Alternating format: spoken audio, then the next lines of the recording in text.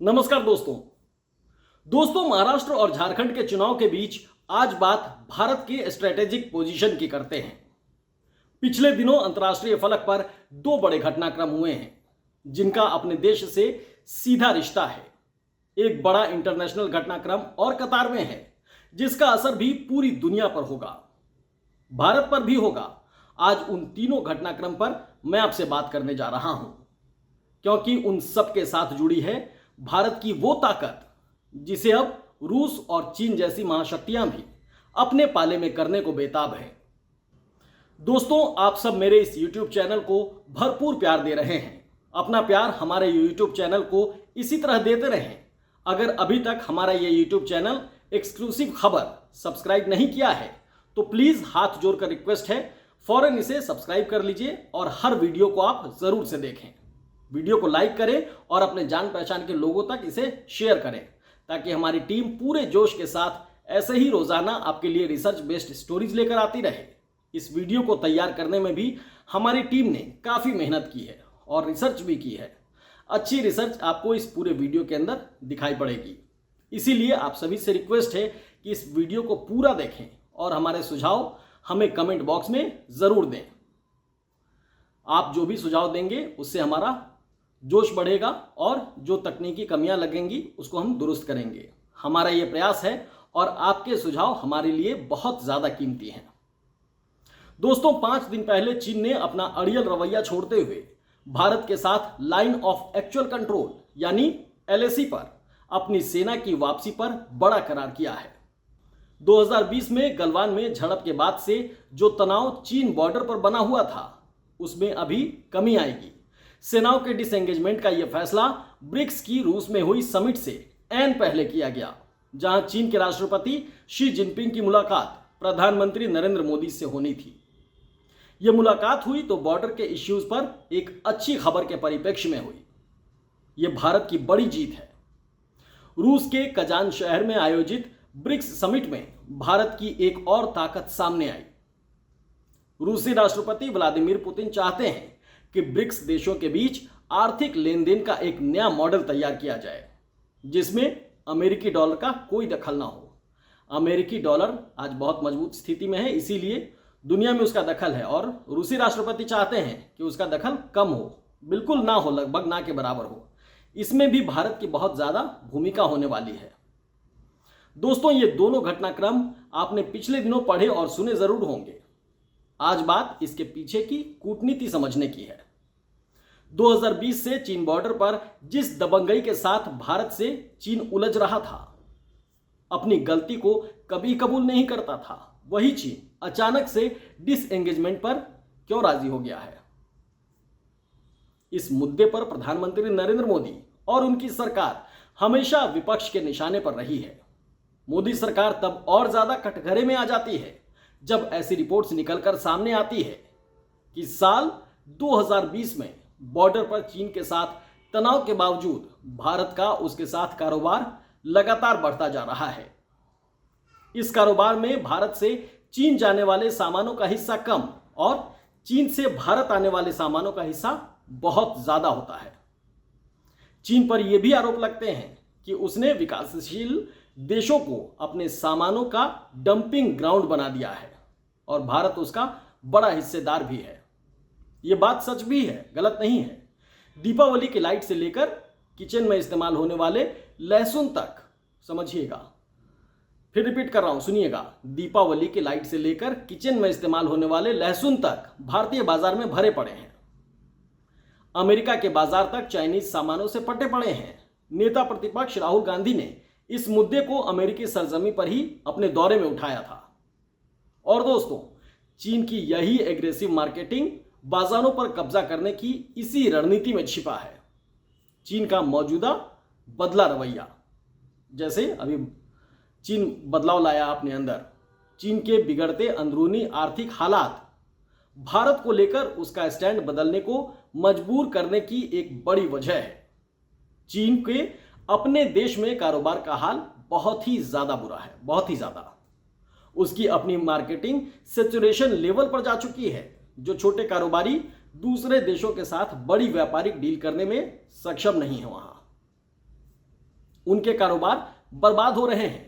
Real sector बहुत बुरे हालात में है, रियल एस्टेट सेक्टर, क्योंकि बेरोजगारी, महंगाई और बर्थ रेट में कमी से हर बिजनेस संकट में है। वहां हर बिजनेस में संकट का सीधा असर बैंकिंग सेक्टर पर पड़ता है। ना ही बैंक से टारगेट के मुताबिक लोन लिया जा रहा है और ना ही लिया हुआ कर्ज लोग वहां समय से चुका पा रहे हैं। कई लोगों ने कर्ज लिया होगा बिजनेस बढ़ाने के लिए, बिजनेस करने के, व्यापार हमारा बहुत ज़्यादा बढ़े, तरक्की करे, लेकिन स्थिति वहां इतनी गंदी हो गई है कि लोग कर्ज समय से चुका भी नहीं पा रहे हैं। चीन की विकास दर भी 4.5% के करीब पहुंच गई है, जिसके 2028 में और गिरकर 3.5% पहुंचने की आशंका है। इधर प्रधानमंत्री नरेंद्र मोदी इस बात का इशारा लगातार कर रहे थे कि चीन अगर सीमा विवाद को नहीं सुलझाएगा तो इसका असर कारोबार पर भी पड़ेगा। पिछले 5 साल में मोदी और जिनपिंग की कोई द्विपक्षीय बातचीत नहीं हुई है, कोई भी बातचीत नहीं हुई। मलेशिया जैसे कई देश पहले ही चीन से आगे आने वाले सामानों की पर क्या किए हैं, ड्यूटी बढ़ा चुके हैं। थाईलैंड जैसे देशों में भी चीनी सामानों का विरोध होने लगा है। ऐसे में ब्रिक्स समिट से पहले चीन ने भारत के साथ डिसएंगेजमेंट पर समझौता कर असल में अपनी और अपने देश की ही सुरक्षा की है। इसीलिए एक्सपर्ट्स का कहना है कि चीन की हरकतों पर अभी लंबे समय तक नजर बनाकर रखने की जरूरत है। क्यों? क्योंकि चीन बहुत धोखेबाज है, कुछ भी कर सकता है।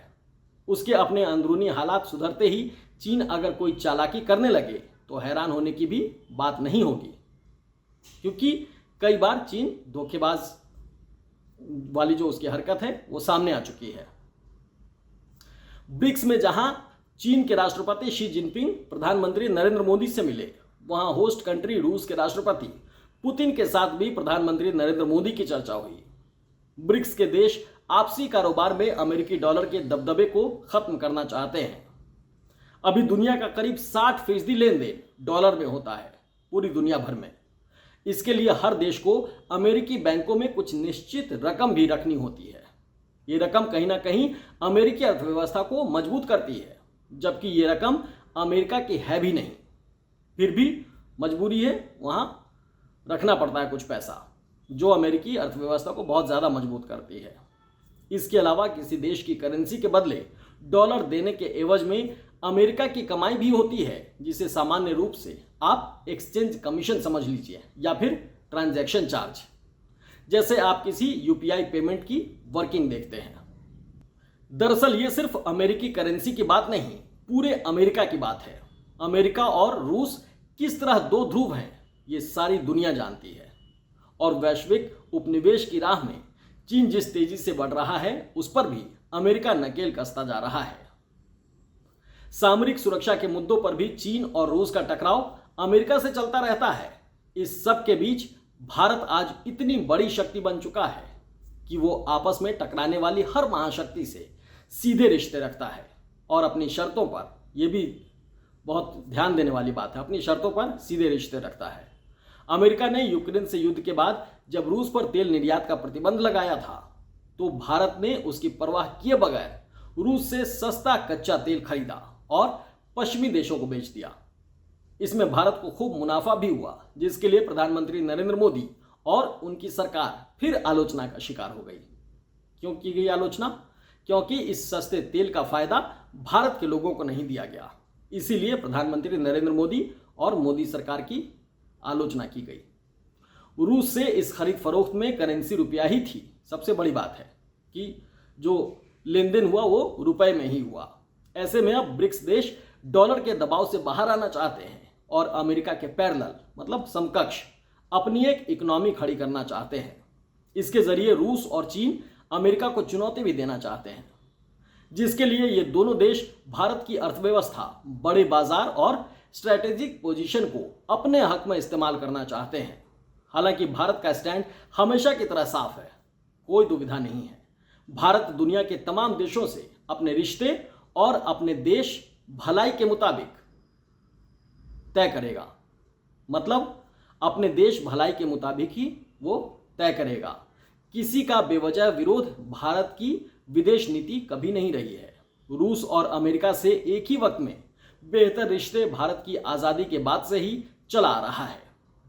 2014 में प्रधानमंत्री नरेंद्र मोदी के आने के बाद जब उनकी सरकार आई तो ये झुकाव अमेरिका की ओर कुछ और बढ़ गया और रूस से कुछ दूरियां दिखने लगी थी 2014 में, लेकिन अब वो बैलेंस फिर से बनने लगा है। तो चीन और रूस भारत की ताकत को कैसे अपने लिए इस्तेमाल करना चाहते हैं और उसके लिए दोनों देशों के स्टैंड में किस तरह बदलाव आ रहा है, ये थोड़ा बहुत तो आप समझ रहे होंगे। स्थिति जो दिखाई पड़ रही है उसे आप बेहतर जानते होंगे। अब बात उस तीसरे घटनाक्रम की करते हैं जो होने जा रहा है और काफी हद तक चीन और रूस को परेशान भी कर रहा है। यह तीसरा घटनाक्रम है अमेरिका में राष्ट्रपति चुनाव। अमेरिका में मौजूदा सत्ता डेमोक्रेट्स की है और कमला हैरिस दावेदार है, तो दूसरी ओर पूर्व राष्ट्रपति डोनाल्ड ट्रंप की पार्टी रिपब्लिकन पार्टी से वो उम्मीदवार हैं। अमेरिका में राष्ट्रपति पद के लिए वोटिंग 5 नवंबर को होगी, जो अभी आने वाली है। 5 नवंबर को वोटिंग वहां होगी। अमेरिका में वोटिंग हमेशा नवंबर के पहले मंगलवार को ही होती है, ये तय है। और नया राष्ट्रपति भी जनवरी के 20 तारीख को ही शपथ लेता है। इस चुनाव में ट्रंप और कमला हैरिस के बीच कांटे की टक्कर देखने को मिल रही है। ट्रंप के जीतने की उम्मीद भी तगड़ी है, क्योंकि दुनिया के सबसे पुराने लोकतंत्र में आज तक कोई महिला राष्ट्रपति नहीं बनी है।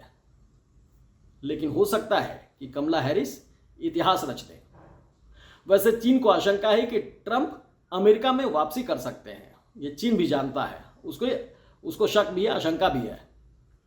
अमेरिका को लेकर रूस की सोच और कूटनीति और रूस को लेकर अमेरिका की सोच और कूटनीति में किसी के भी राष्ट्रपति बनने से ज्यादा फर्क नहीं पड़ेगा। लेकिन ट्रंप की वापसी रूस के साथ चीन की बड़ी मुश्किल बढ़ा सकता है। मजेदार बात यह है कि ट्रंप, पुतिन और जिनपिंग तीनों ही राष्ट्राध्यक्ष अपने देश को फर्स्ट रखने की थीम पर आगे बढ़ते हैं। मतलब हमारा देश कंट्री फर्स्ट, इस मुहिम पर आगे बढ़ते हैं और तीनों पर ही निरंकुश होने के लगातार आरोप भी लगते हैं। प्रधानमंत्री नरेंद्र मोदी भी इंडिया फर्स्ट की नीति पर ही चल रहे हैं। देखते ही हैं, हमेशा प्रधानमंत्री इंडिया फर्स्ट की ही बात करते हैं और उनके आलोचक भी उन्हें घेरते रहते हैं। ट्रंप और मोदी के बीच व्यक्तिगत तौर पर भी अच्छे रिश्ते हैं। अमेरिकी राष्ट्रपति का जो पिछला चुनाव हुआ था उसमें राष्ट्रपति रहते हुए ट्रंप चुनाव हार गए थे, आपको याद भी होगा। उस समय प्रधानमंत्री नरेंद्र मोदी अमेरिका गए थे और वहां भारतीय समुदाय के बीच संबोधन दिया था और अपना नारा बुलंद किया था कि अब की बार ट्रंप सरकार। चीन को ट्रंप की वापसी का अंदेशा भी भारत के साथ रिश्ते सुधारने और सीमा विवाद सुलझाने की पहल करना है। एक वजह मानी जा रही है, ये सीमा विवाद को लेकर एक वजह मानी जा रही है कि सुलझेगा, क्योंकि ट्रंप खुद एक बड़े कारोबारी हैं और चीन की विस्तारवादी नीति के खिलाफ 100% तक टैक्स लगाने की धमकी खुलेआम देते रहते हैं। दुनिया के बड़े बिजनेसमैन एलोन मस्क ट्रंप के बड़े मुरीद हैं। डिजिटल वर्ल्ड पर मस्क का दबदबा चीन से छिपा हुआ नहीं है। ऐसे में चीनी राष्ट्रपति अभी से भारत की ताकत को अपने हक में करने की रणनीति पर चल निकले हैं। चीन ट्रंप की संभावित वापसी को देखते हुए जापान और ऑस्ट्रेलिया के साथ भी रिश्ते मधुर कर रहा है, क्योंकि अगर ट्रंप की जगह कमला हैरिस इतिहास रचती हैं तो चीन या रूस को ज्यादा परेशान होने की जरूरत नहीं होगी। कमला हैरिस ट्रंप के मुकाबले नरम रुख की महिला हैं और मोदी की तरह सबका साथ सबका विकास की लाइन पर चलना पसंद करती हैं। खुद ट्रंप कमला हैरिस पर निशाना साधते हैं और कहते हैं कि कमला हैरिस को बच्चे की तरह डराएगा चीन और शी जिनपिंग उनके सारे कैंडी छीन लेगा। ट्रंप के ये तेवर चीन का भविष्य समझने के लिए काफी हैं और इसीलिए चीन के साथ ही रूस भी भारत के जरिए अपना भविष्य सुरक्षित करना चाहता है, लेकिन भारत को अपनी नीति पर ही चलना है, इंडिया फर्स्ट। ये वीडियो आपको कैसा लगा कमेंट बॉक्स में हमें जरूर बताइएगा। साथ ही एक बार फिर आपसे गुजारिश है, आपसे रिक्वेस्ट है कि एक्सक्लूसिव खबर को आप लाइक और सब्सक्राइब जरूर कर लीजिए, ताकि हर खबरें पूरे विश्लेषण के साथ आप तक पहुंचती रहें। इसके साथ साथ हमारा एक और यूट्यूब चैनल है एआई पर बेस्ड, एआई इंडिया ऑनलाइन। नीचे डिस्क्रिप्शन में आप जाएंगे तो आपको सारा लिंक एआई से जुड़ा हुआ मिल जाएगा। आप उस पर भी जाके लाइक और सब्सक्राइब कर दीजिए, ताकि एआई से जुड़ा वीडियो भी आप तक लगातार पहुंचता रहे। धन्यवाद।